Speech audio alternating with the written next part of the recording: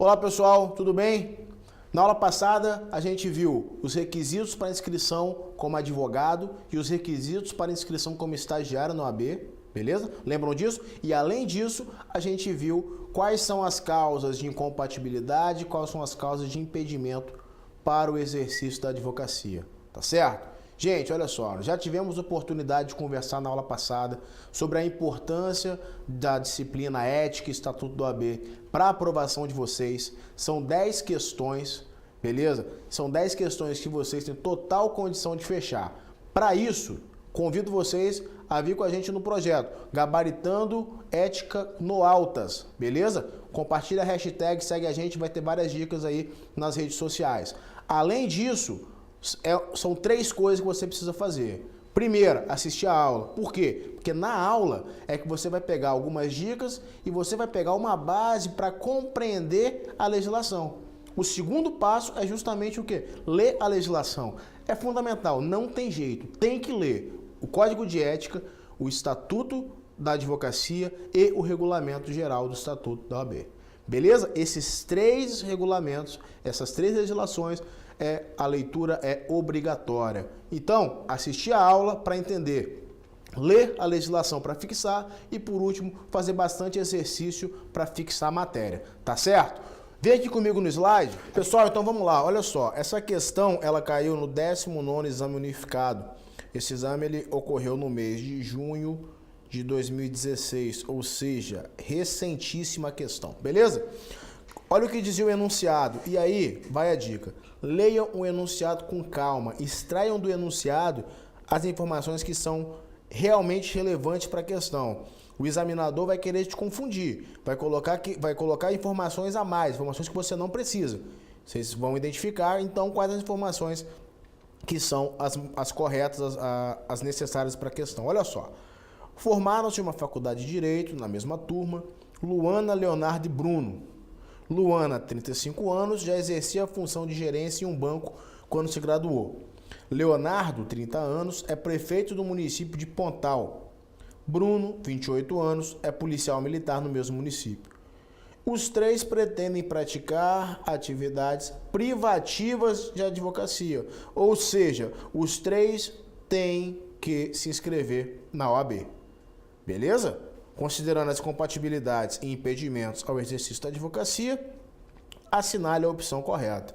Gente, a questão, você já identificou, ela trata sobre causas de incompatibilidade e causas de impedimento ao exercício da advocacia. As causas de impedimento, elas determinam uma proibição, o quê? Parcial.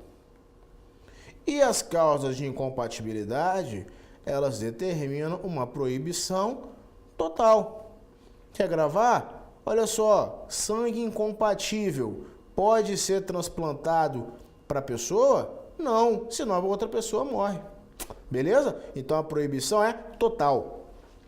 Ó, a Luana exercia a função de gerência em um banco. Exercício de função de gerência em instituição financeira é causa de impedimento ou causa de incompatibilidade? Causa de incompatibilidade. Então ela não pode se inscrever na OAB. O Leonardo é prefeito. Membros do executivo podem ser advogados? Não, não podem se inscrever na OAB. É mais uma causa de incompatibilidade. E o Bruno é policial militar. Pessoal, os militares podem se inscrever na OAB? Não. É uma proibição total ou parcial? Total. Então também é uma causa de incompatibilidade. Vejam que na leitura do enunciado vocês já mataram a questão. Nenhum dos 3 pode ser advogado. Agora a gente vai analisar as assertivas.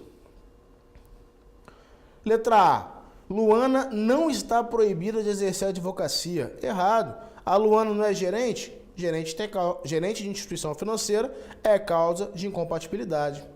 Bruno, que é policial militar, como servidores públicos, apenas é impedido de exercer a advocacia contra a fazenda pública que o remunera. Errado. Os 3 graduados, Luana, Leonardo e Bruno, exercem funções incompatíveis com a advocacia. sendo determinada a proibição total do exercício das atividades privativas do advogado. Pessoal, essa é a alternativa certa. Beleza? Letra D só por desencargo. Leonardo é impedido de exercer a advocacia apenas contra ou em favor das pessoas jurídicas de direito público. Errado. Beleza? Então, letra C é a resposta correta. Os três são impedidos de exercer a advocacia porque exercem funções incompatíveis. Tá certo? É uma proibição total.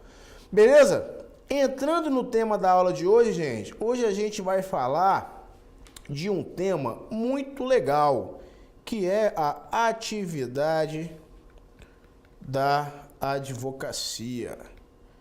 Vamos falar, basicamente, das funções, das responsabilidades, das questões que envolvem o exercício dessa nobre profissão, da qual todos vocês em breve vão fazer parte. Beleza?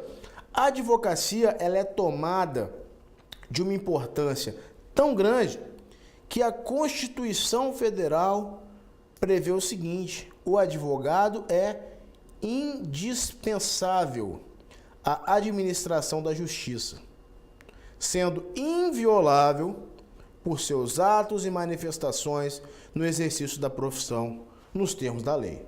Beleza? Volta aqui comigo agora, que a gente vai ver agora o seguinte.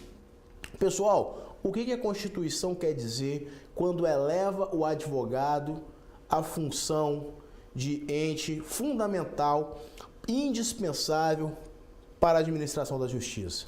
É o seguinte: a finalidade precípua, a principal finalidade do advogado não é defender o seu cliente, não é defender o seu cliente a qualquer custo.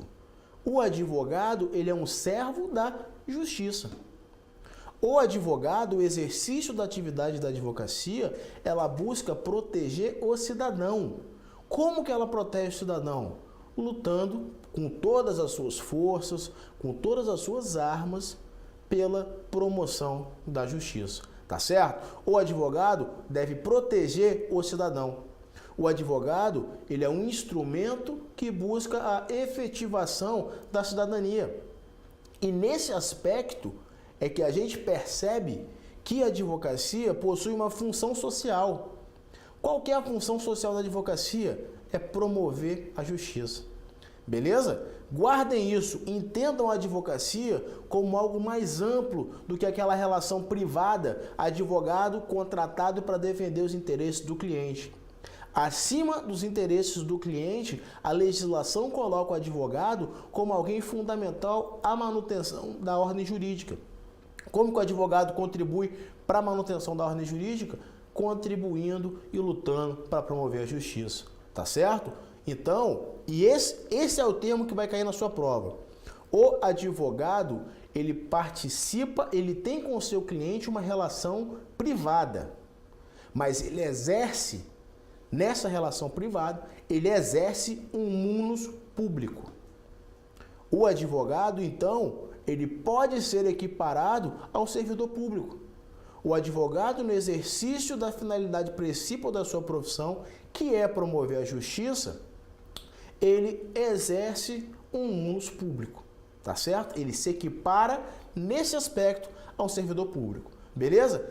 Tendo isso em mente, a função social do advogado, que é promover a justiça, é a efetivar a cidadania. Tendo essa visão global em mente, a análise e a interpretação e a fixação da legislação vai ficar muito mais simples, beleza? Vem comigo aqui no slide para a gente ver como que o Estatuto da Advocacia trata disso. Olha só, tá lá no artigo 2º, estou falando do Estatuto da Advocacia, tá, gente? Ó, o advogado é indispensável à administração da justiça. Repetiu o texto constitucional e vai no parágrafo 1º. No seu ministério privado, por quê? Porque quando a gente fala de advocacia privada, a gente vai ver daqui a pouquinho os advogados públicos. Mas, mesmo no seu ministério privado, o advogado presta serviço público e exerce função social. Qual que é o serviço público que o advogado presta? É a busca pela justiça, tá certo? Por isso que o advogado é indispensável à promoção, à administração da justiça, beleza? Parágrafo 2º diz o seguinte: no processo judicial, o advogado contribui na postulação de decisão favorável ao seu constituinte, ao convencimento do julgador, e seus atos constituem um munus público, certo? Terceiro, no exercício da profissão, o advogado é inviolável por seus atos e manifestações nos limites dessa lei. Gente, olha só, o que isso significa? O advogado, para exercer o seu munus público, que é lutar com seus argumentos, lutar com todas as suas forças para promover a justiça, no exercício desse magistério, o advogado não pode se sentir pressionado. O advogado não pode ver seus direitos tolhidos. Por isso que a lei garante a ele a inviolabilidade de seus atos e de suas manifestações no exercício da profissão. A única coisa que baliza essa inviolabilidade é justamente o Estatuto da Advocacia. Perfeito? No exercício de sua profissão, o advogado é inviolável, desde que ele não contrarie o Estatuto da Advocacia. Tá certo? Esse é o artigo 2º. E o artigo 3º? O artigo 3º diz o seguinte: o exercício da atividade de advocacia no território brasileiro e a denominação de advogado são privativos daqueles que estão inscritos na Ordem dos Advogados do Brasil. E aí, eu vou chamar a atenção de vocês para um aspecto. Lembram na aula passada, quando a gente viu os requisitos para inscrição como advogado na OAB? Um dos requisitos era aprovação no exame da ordem. Aquilo que muito em breve, eu digo na próxima prova, vocês já vão conseguir.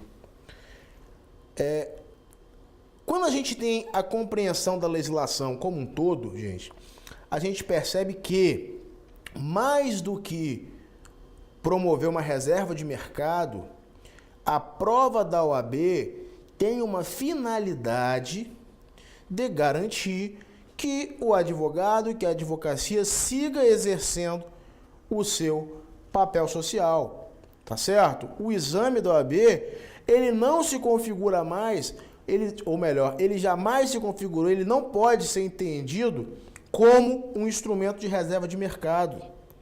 Ele deve ser compreendido como um instrumento de garantia da cidadania. Por quê? É muito importante para vocês e para todos os advogados também, que nunca percam isso de mente, que o advogado, ele possui uma responsabilidade muito grande. Nós, advogados, nós lidamos com os bens mais caros da vida da pessoa. Nós lidamos com patrimônio, tá certo? Nós lidamos com liberdade e nós lidamos, por que não dizer, com a vida. Imagina que seu cliente te procura, a família do seu cliente te procura, porque o plano de saúde dele, ou o Sistema Único de Saúde, não está autorizando uma cirurgia. E se ele não fizer aquela cirurgia, ele vai virar óbito. A vida daquele cliente está nas suas mãos, porque depende de você conseguir a medida que vai fazer com que ele tenha acesso à saúde. Do mesmo modo, a gente fala de liberdade. Então percebam vocês que a função do advogado na promoção da justiça, ela precisa ser balizada. Precisa se garantir o mínimo de qualidade ao exercício da advocacia. E é nesse aspecto que a prova do OAB ela aparece. Ela é um instrumento de garantia da cidadania. Beleza? Passando para o parágrafo 1º, olha só.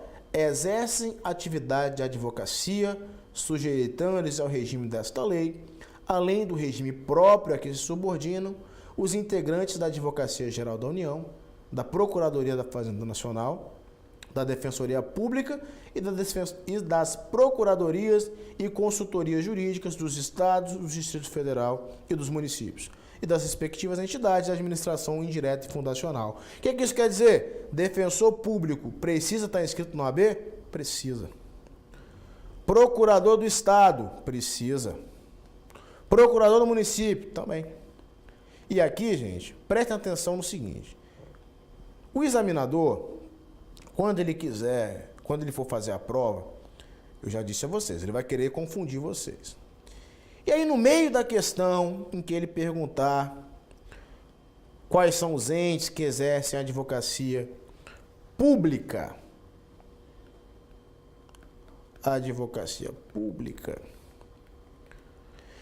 ele vai citar ou o procurador do trabalho ou o procurador de justiça ou o procurador geral de justiça. Gravem o seguinte: procurador do trabalho, procurador de justiça e procurador geral de justiça, eles não são integrantes da advocacia. Eles são integrantes do Ministério Público. Tá certo? É procurador do trabalho, de justiça ou procurador-geral de justiça, é membro do MP. É procurador da Fazenda Nacional, procurador do Estado, procurador do município ou procurador federal, é integrante da advocacia. Tá certo? Dentro da sua esfera da advocacia pública. Beleza? Gravem isso, tá? Gravem isso. Beleza. Então, até aqui, gente, a gente chegou a 3 conclusões que são fundamentais para a gente seguir no entendimento da aula de hoje. Primeira conclusão que a gente chega é que o advogado, por força constitucional, ele é indispensável à administração da justiça. Por quê? Porque a sua finalidade precípua é justamente buscar a promoção da justiça. Quando ele busca a promoção da justiça, ele exerce, ainda que dentro de uma relação privada, um munus público. E para que seja garantido a ele o exercício desse munus público, no exercício da sua profissão, o advogado é inviolável, ele não pode ser punido por seus atos e por suas manifestações. Beleza? Essas são as 3 primeiras conclusões que a gente chegou na aula de hoje. Perfeito? E aí, olha só, a gente já tirou algumas conclusões sobre o que é advocacia, qual que é a importância constitucional, qual que é a importância histórica, qual que é a importância e a função social da advocacia. Vamos partir agora para a atividade que o advogado desenvolve, estrito sensu. Como assim? Ora, quais são as atividades privativas do advogado? Gente, isso aqui está lá no artigo 1º do Estatuto da Advocacia. Beleza? Quais são as atividades privativas do advogado? Primeiro, a postulação perante a órgão está errado, hein, gente? Deixa eu apagar aqui. Postulação perante órgão do Poder Judiciário, exceto Justiça do Trabalho, Juizados Especiais e Justiça de Paz. Aqui, olha que legal. Quando você for ler o artigo 1º, lá do Estatuto da Advocacia, vai estar escrito que é atividade privativa do advogado a postulação perante qualquer órgão do Poder Judiciário. Ah, professor, então o seu slide está errado. Não. Por quê? Porque o STF, quando julgou a ação direta de constitucionalidade número 11278, beleza? Quando o STF julgou essa ação direta de inconstitucionalidade, ele suprimiu a expressão qualquer da frase. Por quê? Porque na Justiça do Trabalho, nos juizados especiais e na já extinta Justiça de Paz, o autor, o reclamante, possui o jus postulante. Ou seja, você não precisa de advogado para ajuizar, para manejar uma reclamação trabalhista. Do mesmo modo que até 20 salários mínimos, você não precisa de advogado para litigar nos juizados especiais. Beleza? Então, advogado pode postular perante órgão do Poder Judiciário, ou melhor, é atividade privativa do advogado, somente advogado pode postular perante órgão do Poder Judiciário, exceto a Justiça do Trabalho e os juizados especiais e a Justiça de Paz, em que o jus postulante está com o autor, o beneficiário da ação. Beleza? Além disso, é atividade privativa, só advogado pode prestar consultoria, assessoria e também exercer a função de direção jurídica de empresas e instituições públicas e privadas. Tá certo? É muito comum a gente ver pessoas distantes da área da advocacia, pessoas que não são advogados, prestando consultoria, elaborando contratos, dando pareceres, fazendo planejamentos tributários. Isso a gente vai ver um pouquinho mais na frente. É o exercício legal da profissão. Por quê? Porque essa atividade, ela é privativa do advogado. Por fim, para frente. Também é atividade privativa do advogado a posição de visto nos atos constitutivos de pessoa jurídica. O que é isso? Os atos constitutivos de pessoa jurídica, gente, quando você vai constituir uma empresa, os atos constitutivos dessa empresa, eles devem ter um visto do advogado. Por quê? Porque esse visto do advogado vai garantir que naquele documento, aquele contrato social não viola nenhum dispositivo legal. Ele atende perfeitamente à legislação. Tá certo? Ora, professor, se existem atividades privativas do advogado inscrito na OAB, existiria também atividades privativas do estagiário? Não. Atividade privativa do estagiário a gente não tem. Mas a legislação, ela traz para o estagiário alguns benefícios.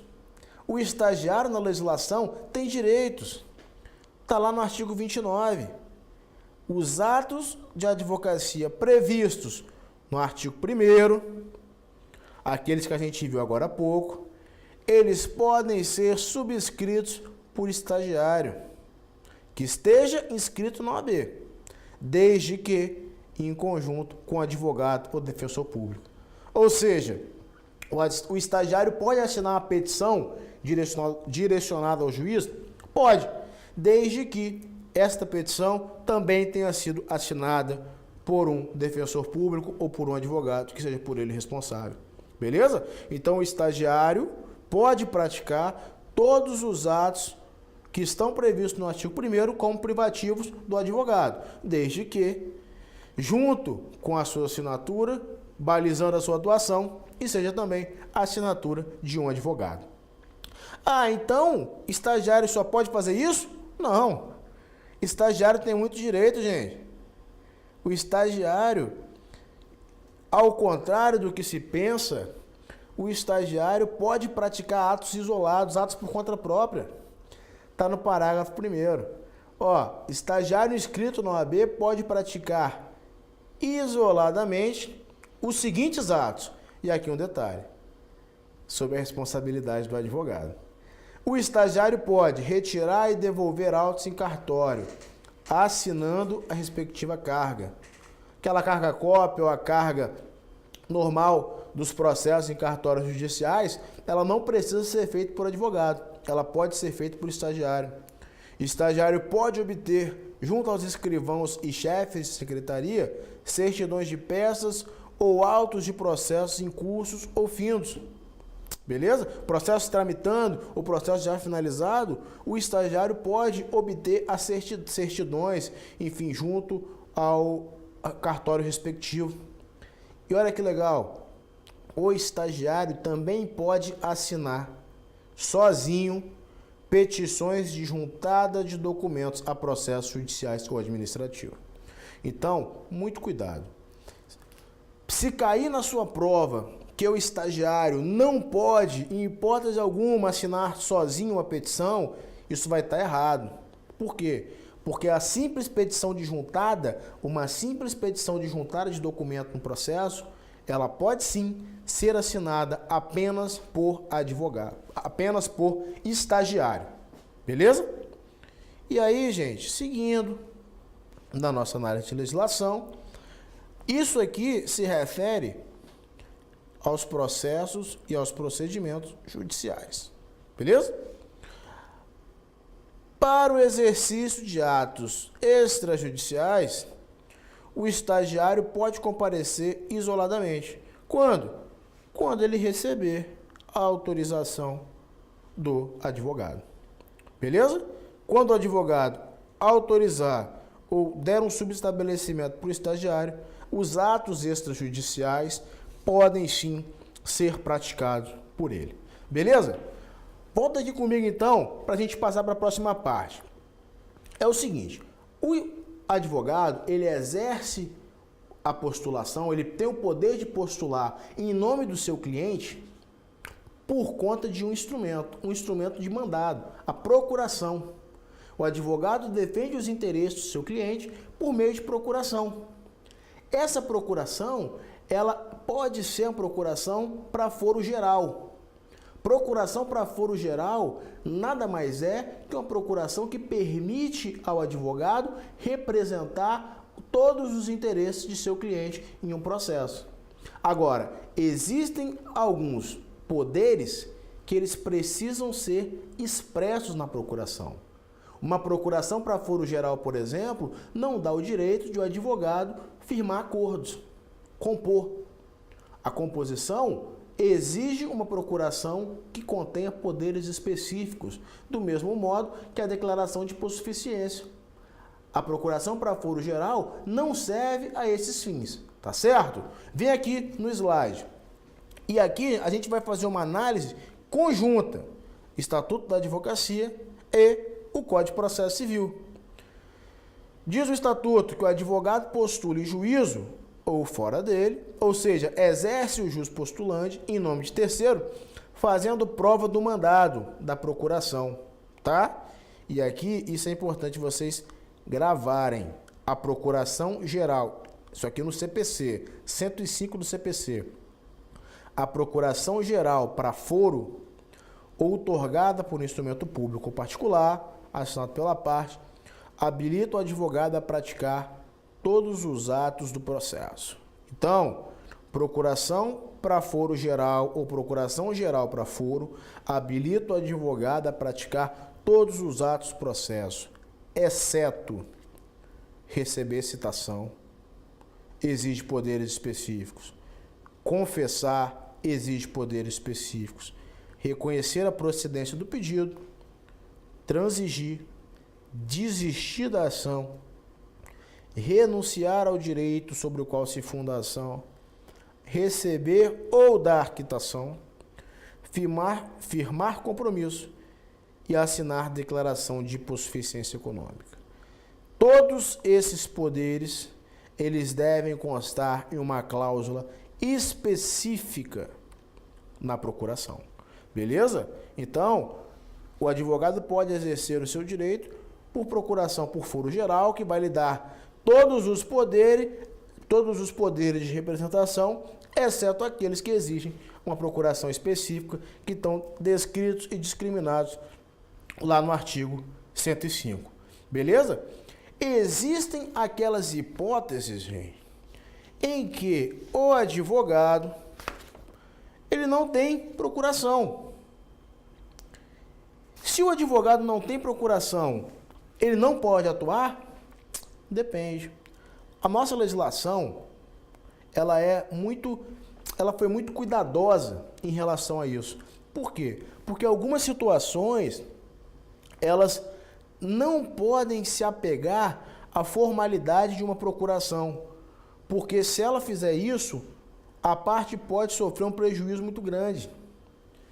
Então, novamente numa análise conjunta do Estatuto da Advocacia com o Código de Processo Civil, o advogado pode atuar sem procuração, gravem isso, para evitar, primeiro, preclusão de direito,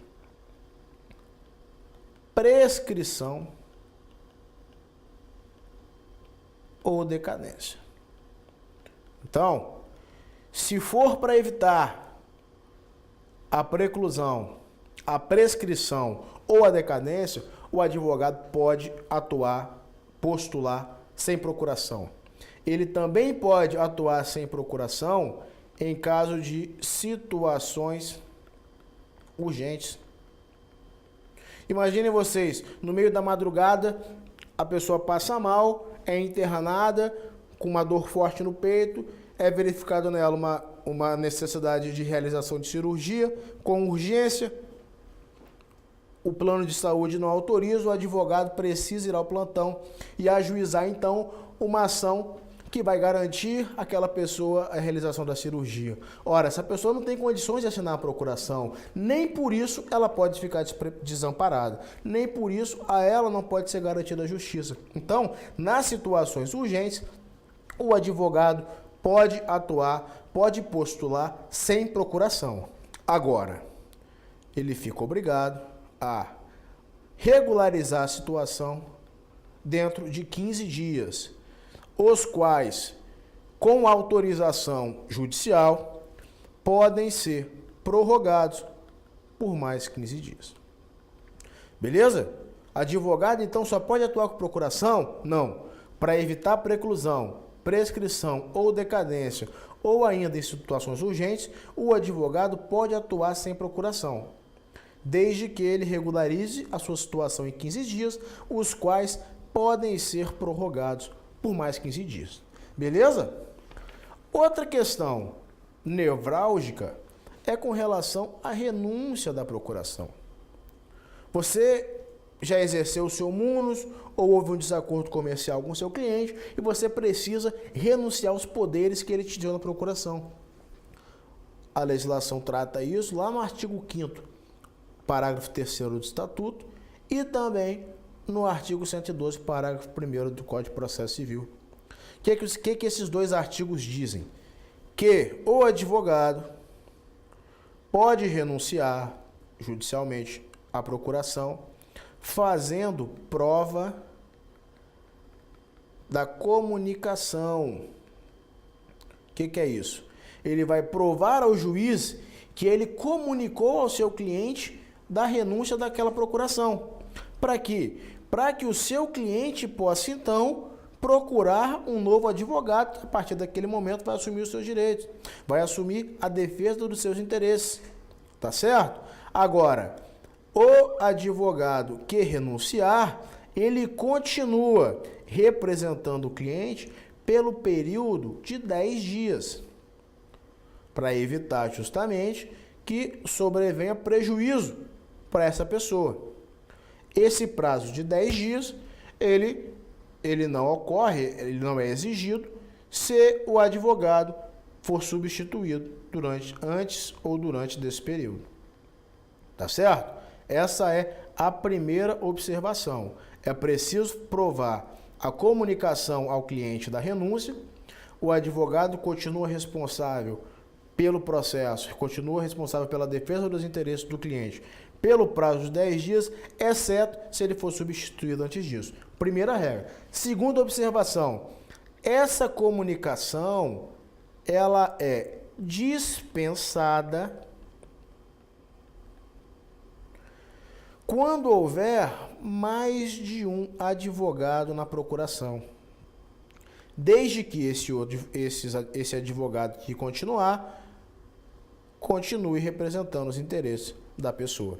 Tá certo? Então, a procuração que foi conferida para 10 advogados, se um ou dois renunciarem, eles não precisam provar ao juiz que fizeram a comunicação, tá certo? Essa comunicação, ela é dispensada. Beleza?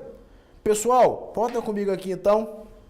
Olha só, esses eram os assuntos que a gente tinha para tratar hoje. A gente já viu os requisitos de inscrição para advogado, para estagiário na OAB. Já verificamos as causas de impedimento e as causas de incompatibilidade. Hoje nós passeamos um pouco sobre a função, o objetivo, o objeto da atividade da advocacia, verificamos como que o advogado atua, quais são os requisitos, quais atividades são inerentes à sua profissão. Beleza? Pessoal, então olha só, a gente já viu na aula de hoje qual que é o objetivo, qual que é a função social, qual que é o grande mote da atividade da advocacia, suas características, suas funções. Vimos o que o advogado precisa para representar o cliente. Vimos quais atividades são privativas da atividade da advocacia, tá certo? Agora a gente vai ver uma situação muito específica. Por quê? Porque existem situações em que atividades privativas da advocacia são praticadas por terceiros. Não raras vezes, algumas pessoas que não são inscritas, não estão inscritas na OAB, ou até mesmo algumas pessoas possuem uma causa de incompatibilidade ou de impedimento, elas litigam em juízo. Elas representam e postulam clientes. Nessas hipóteses, a gente tem uma situação muito interessante. Vejam comigo aqui no slide. Olha só. Se o ato for praticado por pessoa que não esteja inscrito no OAB, esse ato é nulo. Gravem isso. Artigo 4º do Estatuto. São nulos os atos privativos de advogado praticados por pessoa não inscrita na OAB, sem prejuízo das sanções civis, penais e administrativas. Vou emendar no parágrafo único, depois a gente volta. São também nulos os atos praticados por advogado impedido, no âmbito do seu impedimento, suspenso, licenciado ou que passar a exercer atividade incompatível com a advocacia. Olha só, essa nulidade de que trata o artigo, ela é uma nulidade absoluta. Vocês já viram lá em direito civil, mas não custa a gente rememorar. Essa nulidade absoluta, ela se trata de uma matéria de ordem pública. E por isso, ela não se sujeita à prescrição. Tá certo? Essa nulidade absoluta, uma vez declarada pelo juízo, ela torna o ato praticado inexistente. Verifiquem então a situação em que uma pessoa contrata um suposto advogado para ajuizar uma ação. Em sede de contestação, a outra parte demonstra que aquele advogado não possuía inscrição na OAB, ou seja, a ação foi ajuizada numa vara comum. Não estou falando de juizado especial, nem poderia, mas estou falando de vara comum. A ação não foi ajuizada por um advogado. Esse ato, então, ele é tido como inexistente. E aqui, gente, tem outra característica. Esse ato, ele não pode ser ratificado. Há a impossibilidade de ratificação desse ato. A nulidade absoluta torna, tendo aí efeitos ex tunc, torna aquele ato praticado inexistente. E, por conta disso, ele também não pode ser ratificado. Ora, professor, mas e aí? O que acontece com aquela pessoa que confiou de boa fé no suposto advogado, contratou, até gastou, pagou seus honorários e agora sofre esse prejuízo? Bom, essa pessoa tem todo o direito de ser reparada por esse falsário. Tá certo? Deixa eu acabar de apagar aqui, ó.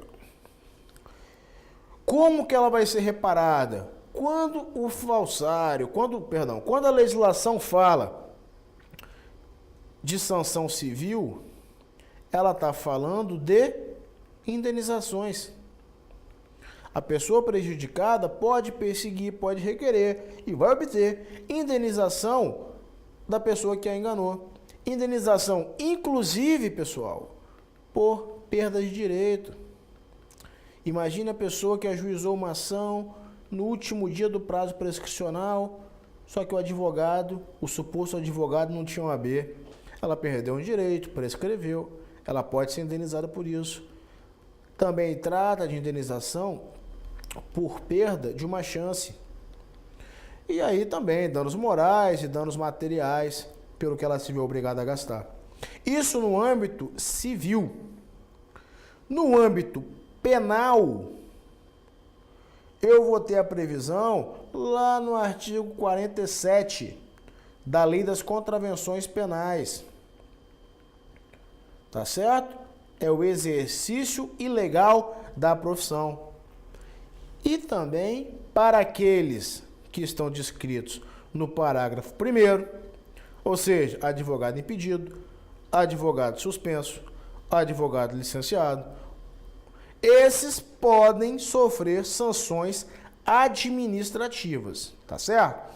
Essas sanções administrativas, nós vamos tratar delas com muito mais calma, com muito mais profundidade no decorrer do curso.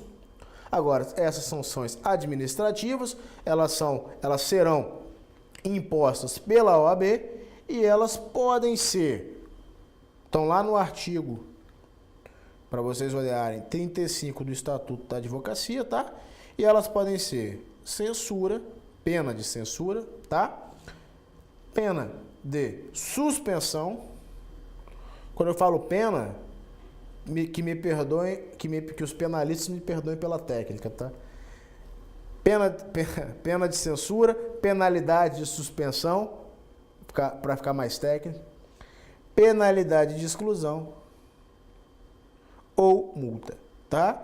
Então, além das sanções civis que visam reparar o dano, a pessoa pode sofrer sanções penais, que representam uma resposta para a sociedade daquele crime, e também sanções administrativas impostas pelo OAB, que podem ser a censura, a suspensão, a exclusão e a multa.